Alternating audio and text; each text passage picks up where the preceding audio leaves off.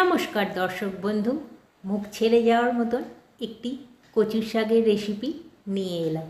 সামান্য চিংড়ি মাছ আর কচু শাক দিয়ে টক ঝাল মিষ্টি দুর্দান্ত স্বাদের এই রেসিপিটি তৈরি করে দেখাবো। শুরু করছি। কড়াইয়ে তেল বসিয়ে দিয়েছি। এখানে যে চিংড়ি মাছগুলো দেখিয়েছিলাম সেগুলো 150 গ্রাম মতো ভালো করে ধুয়ে নুন হলুদ মাখিয়ে ভেজে নিচ্ছি। ছোট ছোট চিংড়ি মাছ নিয়েছি, একটু লাল করে ভাজতে হবে। এই সাইজের চিংড়ি মাছটা হলে ভালো হয়। এরপরে মাছগুলো তুলে রেখে কড়াইয়ে আবার একটু তেল দিয়ে একটু কালো জিরে আর আধখানা শুকনো লঙ্কা ফোড়ন দিলাম। ফোড়নটা ভাজা হয়ে গেলে 5-6 কোয়া রসুন দিয়ে দিলাম। রসুনটা লাল করে ভাজা হতে হতে একটা কাঁচা লঙ্কা চিড়ে দিয়ে দিলাম।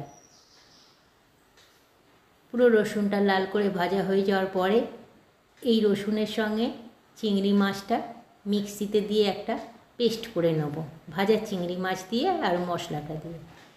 এরপরে কচু শাকগুলো ভালো করে ছাড়িয়ে নিয়েছি, দিয়ে ধুয়ে একটা বড় পাত্রে জল দিয়ে বসিয়ে অল্প নুন আর হলুদ দিয়ে দিয়েছি সেদ্ধ করব বলে। তারপরে এক টুকরো তেঁতুল দিয়ে দিচ্ছি।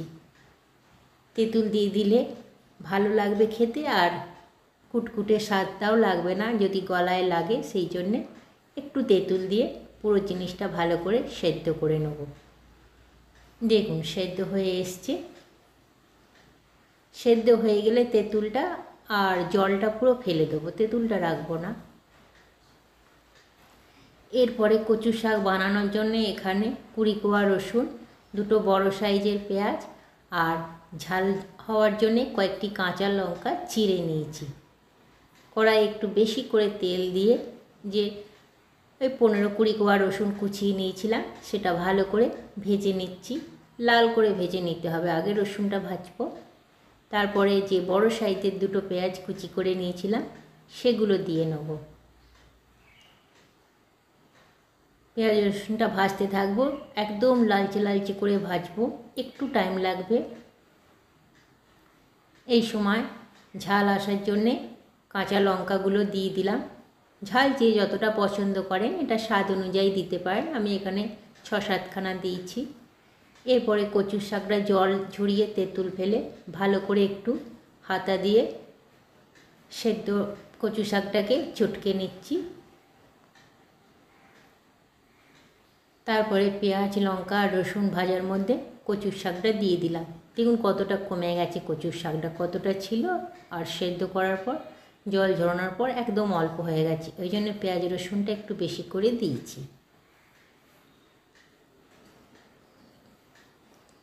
শুকনো শুকনো করে এটা ভেজে ভেজে কিন্তু রাঁধতে হবে। এখন আর জল দেওয়ার প্রয়োজন নেই, যেহেতু কচুর শাকটা সেদ্ধ হয়ে আছে। আবার একটু হলুদ দিয়ে দিলাম আর লবণ দিয়ে দিলাম। যেহেতু জলটা ফেলে দিয়েছি হলুদ আর লবণের, সেই জন্যে আবার আলাদা করে একটু নুন আর হলুদ অ্যাড করলাম যাতে স্বাদটা ভালো আসে। 1 চিমটে চিনি দিলাম, কারণ ঝাল মিষ্টি আর সাথে একটু টক দেবো, সেই জন্য স্বাদটা যাতে সুন্দর আসে ব্যালেন্স আনার জন্যে অল্প একটু চিনি দিলাম। এরপরে যে চিংড়ি মাছটা রসুন কালো জিরে আর লঙ্কা দিয়ে ভেজে পেস্ট করে রেখেছিলাম সেটা দিয়ে দিচ্ছি।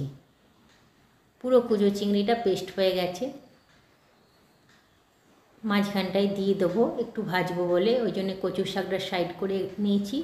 মাঝখানের ফাঁকা অংশটায় চিংড়ি মাছটা দিয়ে দিচ্ছি, বাটা চিংড়ি মাছটা।